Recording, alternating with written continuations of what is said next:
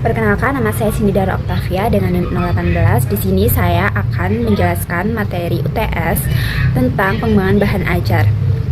Nah, jadi dalam pengembangan bahan ajar ada 5 yang perlu kita pahami. Yang pertama itu ada selecting, lalu grading, adapting, designing, and yang terakhir itu ada evaluating. Di kelima prosedur itu memiliki keterikatan satu dengan lain yang perlu kita pahami sebelum kita mengajar.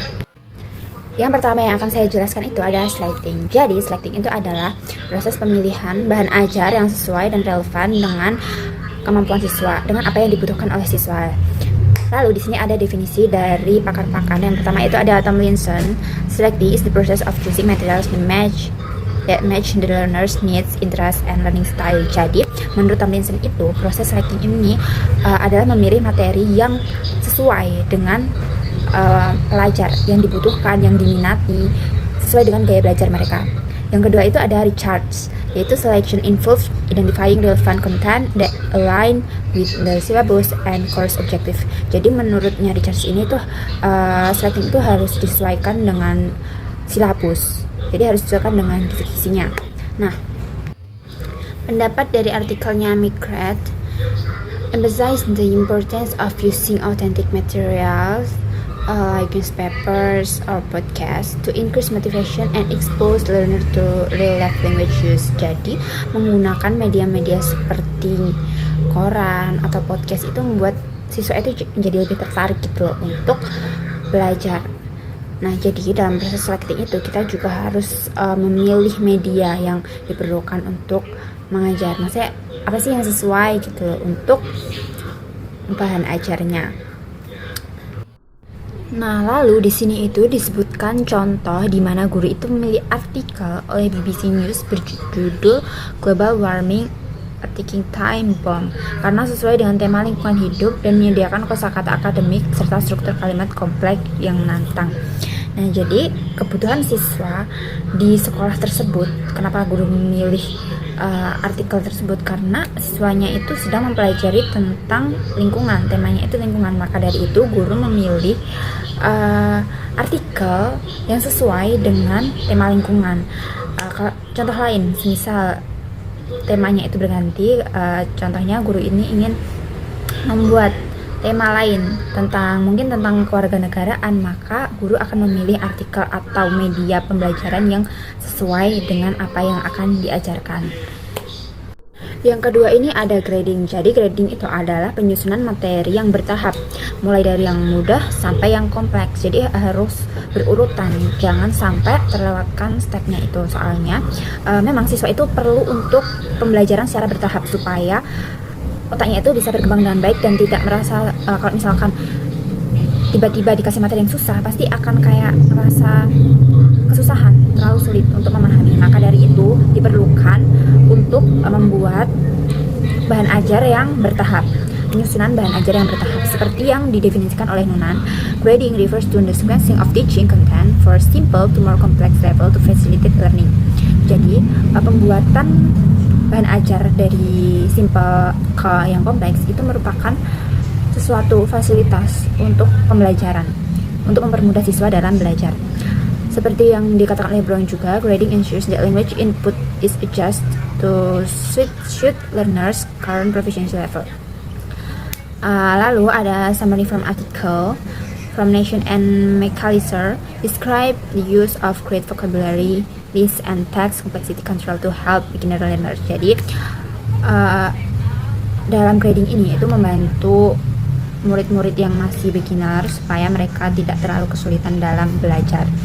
Nah, selanjutnya ini ada example of grading. Jadi ini di sini disebutkan contohnya bahwasanya ada step-step dalam pembelajaran bahasa Inggris di sebuah SMA. Jadi materinya itu disusun secara bertahap. Minggu pertama sampai kedua itu mempelajari present simple, minggu 3 sampai 4 itu present continuous, minggu 5 sampai 6 itu past simple. Jadi ini kan suatu tahapan ya kalau misalkan kita mempelajari tentang tenses. Lalu untuk minggu-minggu selanjutnya akan disesuaikan dengan tenses selanjutnya. Jadi seperti itu caranya. Lalu yang selanjutnya itu ada adapting. Jadi adapting ini merupakan penyesuaian terhadap materi-materi yang akan diajarkan kepada siswa. Penyesuaiannya itu maksudnya gimana sih? Jadi penyesuaiannya itu yang dimaksud oleh satu pakar, yaitu McDonough, Shaw, dan Masuhara. Adapting is modifying existing materials to better fit the learners' cultural, contextual, and language need. Terus menurut Tomlinson itu adaptation can include simplifying, adding, deleting, or extending materials. Jadi menurut dua pakar tersebut bisa disimpulkan bahwasanya adapting itu merupakan penyederhanaan materi dari yang kompleks menjadi lebih sederhana supaya mudah dipahami. Lalu selain itu juga penambahan penjelasan supaya hal-hal yang belum dijelaskan di materi tersebut lebih jelas lagi ketika diajarkan kepada siswa. Bisa juga melalui deleting atau penghapusan materi yang tidak diperlukan, dan menyesuaikan dengan kebutuhan kebiasaan siswa. Maksudnya tuh siswanya itu tuh membutuhkan bahasa yang simpel atau yang lebih kompleks, jadi disesuaikan dengan kebutuhannya siswa, seperti itu.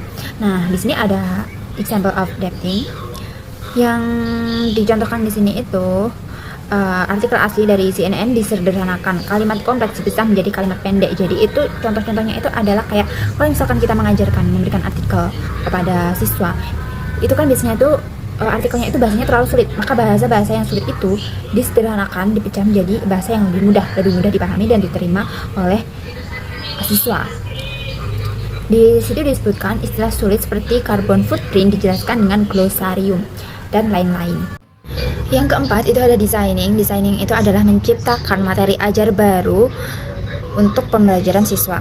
Jadi designing itu kan kayak mendesain materi ajar yang sesuai dengan, jadi mendesain isi, tujuan pembelajaran, dan lain-lain yang ada dalam bahan ajar. Definisinya menurut Graves, designing means creating new materials tailored for specific learning goals and classroom situation. Jadi membuat materi baru itu harus spesifik for learning goals, spesifik untuk tujuan pembelajaran dan situasi kelas. Nah, jadi summary from article, a project-based learning approach involve designing brochure, making tasks for autism English course. Result, learner actively use the language, showing improvement in teamwork, creativity, and task-based communication. Jadi ini dijelaskan bahwasanya kalau misalkan kita mengajarkan kepada siswa untuk membuat brosur pariwisata atau apalah tentang brosur-brosur seperti itu, membuat siswa itu lebih berkembang dalam meningkatkan kreativitasnya. Jadi designing ini itu kayak memperbaharui bahan ajar gitu, dari yang mungkin ketinggalan zaman jadi lebih relate dengan zaman sekarang. Apalagi sekarang di era digital, jadi kita harus selalu menyesuaikan, selalu mengikuti perkembangan zaman. Yang terakhir itu ada evaluating. Jadi evaluating itu adalah proses menilai, di mana proses pembelajaran yang dari bahan ajar itu apakah sesuai, apakah sudah efektif diajarkan kepada siswa atau belum. Kalau misalnya belum, berarti guru harus mengevaluasi bahan ajarnya, apakah ada yang salah atau ada yang kurang untuk kedepannya supaya menjadi lebih baik. Nah, seperti yang dijelaskan pada definisi-definisi itu. Lalu ada example of evaluating. Konteks buku teks class speaking, contohnya itu guru mengevaluasi buku menggunakan kriteria. Kekuatannya itu banyak latihan berbicara yang interaktif seperti debat dan diskusi. Kelemahannya itu minim latihan tata bahasa. Hasil guru memutuskan menambahkan latihan gambar dari sumber lain. Jadi awalnya itu guru itu menggunakan buku teks class speaking. Lalu ternyata setelah dianalisis kekuatan dan kelemahannya, ternyata banyak kelemahan-kelemahan yang perlu dibenarkan supaya kedepannya murid-murid itu menjadi lebih mudah untuk memahami. Maka dari itu guru itu menambahkan latihan gambar dari sumber lain supaya siswa itu mudah memahami. Jadi dalam proses evaluating ini guru itu perlu untuk mengetahui sisi kekuatan dan sisi kelemahan supaya bisa untuk menambahkan penjelasan atau menambahkan sesuatu yang kurang dalam bahan ajar tersebut. Sekian dari saya. Apabila ada salah kata dan kurangnya saya mohon maaf. Wassalamualaikum warahmatullahi wabarakatuh.